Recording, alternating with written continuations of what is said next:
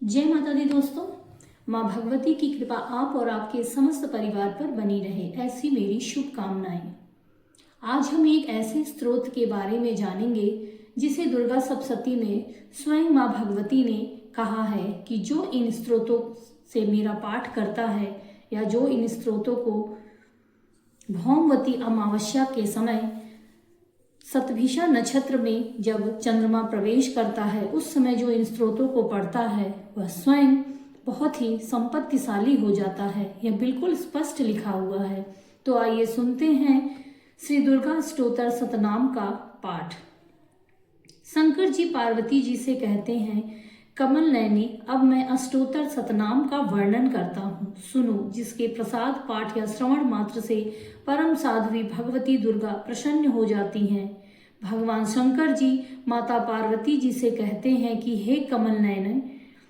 मैं तुमको श्री दुर्गा जी के अष्टोत्तर सतनाम का वर्णन करता हूँ, जिसके प्रसाद पाठ या श्रवण मात्र से भगवती दुर्गा अति प्रसन्न हो जाती हैं। ओम सती साध्वी भवप्रीता, भगवान शिव पर प्रीत रखने वाली, भवानी भवमोचनी, संसार बंधन से मुक्त करने वाली, आर्या दुर्गा जया आद्या त्रिनेत्रा, शूल धारणी पिनाक धारणी, चित्रा चंड घंटा, प्रचंड स्वर से घंटा नाद करने वाली,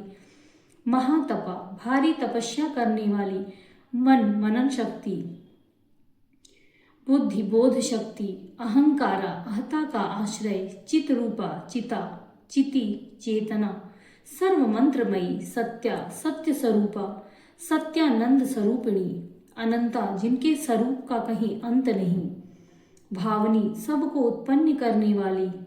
भाव्या भावना एवं ध्यान करने योग, भव्या कल्याण रूपा, अभव्या जिससे बढ़कर भव्य कहीं है नहीं, सदा गति सांभवी शिवप्रिया, देव माता चिंता रत्न प्रिया, सर्व विद्या दक्ष कन्या, दक्ष यज्ञ विनाशिनी, अपर्णा तपस्या के समय पत्तों को भी न खाने वाली, अनेक वर्णा अनेक रंगों वाली, पाटला लाल रंग वाली, पाटलावती गुलाब के फूल या लाल फूल धारण करने वाली, पाटंब परिधाना रेशमी वस्त्र पहनने वाली,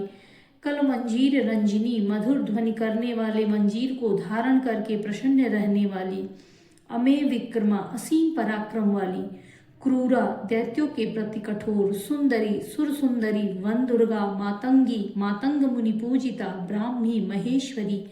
ऐन्द्री कौमारी, वैष्णवी चामुंडा, वाराही लक्ष्मी पुरुषाकृति, विमला उत्कर्षणी, ज्ञाना क्रिया नित्या, बुद्धिदा बहुला बहुल प्रेमा, सर्व वाहन वाहना, निशुंभ शुंभ हननी, महिषासुर मर्दिनी, मधु कैटव हंत्री, चंड मुंड विनाशिनी, सर्व सुर विनाशा, सर्व दानव घातिनी, सर्व शास्त्रमयी,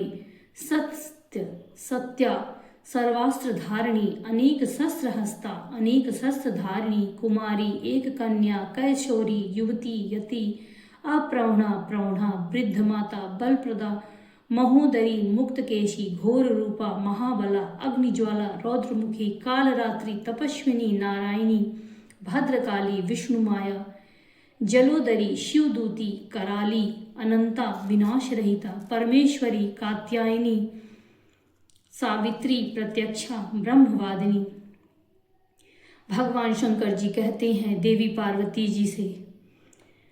जो प्रतिदिन दुर्गा जी के इस अष्टोत्तर सतनाम का पाठ करता है उसके लिए तीनों लोकों में कुछ भी असाध्य नहीं है।